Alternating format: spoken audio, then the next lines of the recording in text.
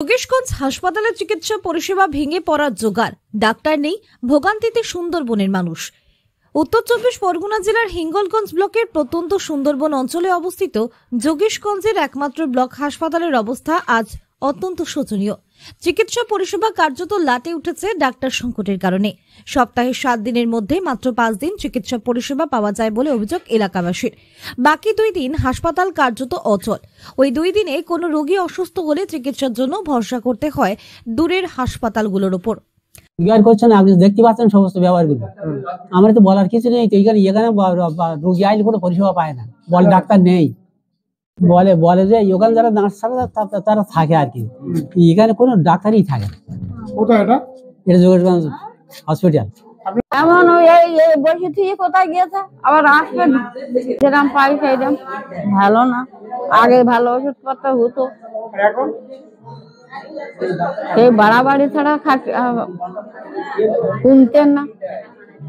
হাসপাতালের চিকিৎসকরা দীর্ঘদিন ধরে ঊর্ধ্বতন কর্তৃপক্ষের কাছে ডাক্তার নিয়োগের দাবি জানিয়ে এসেছেন, কিন্তু এখনো পর্যন্ত কোনো ব্যবস্থা নেওয়া হয়নি বলে অভিযোগ। ফলে প্রতিদিন অসুখ বিসুখে ভোগা সাধারণ মানুষকে পড়তে হচ্ছে চরম সমস্যায়।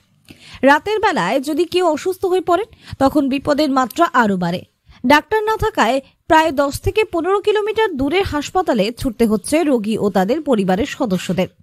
বহুবার অ্যাপ্লিকেশন জমা দেওয়া হয়েছে, সেরকম ভাবে কাজ হয়নি, আর হলেও সেরকম ভাবে পুরোপুরি কাজ কমপ্লিট করেননি। ঠিক আছে, তো এটা নিয়ে বহুবার অ্যাপ্লিকেশন জমা দেওয়া হয়েছে এবং বলাও হয়েছে। আর ডাক্তারের সমস্যা বরাবরই, স্বপনবাবু যখন ছিলেন তখন আমাদের কোনো অসুবিধা ছিল না।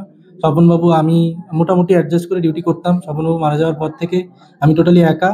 আর একজন ডাক্তারকে এখানে দেওয়া হয়েছে, সেই ডাক্তার 2 দিন করে ডিউটি করেন, বাকি পুরোটাই চাপ আমার উপর পড়ে। এবারে বাকি 2 দিন ধরুন একটা মানুষ কতক্ষণ ডিউটি করতে পারে, তাই না? তাতে শুধু সময় নষ্টই নয়, প্রাণহানির আশঙ্কাও কালো ছায়ার মতো ভাসছে।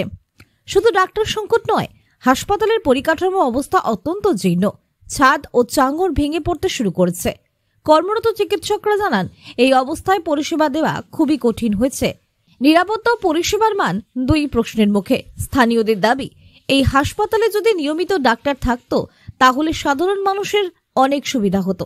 এখন প্রতিদিনই অনিশ্চয়তার মধ্যে দিন কাটাতে হচ্ছে।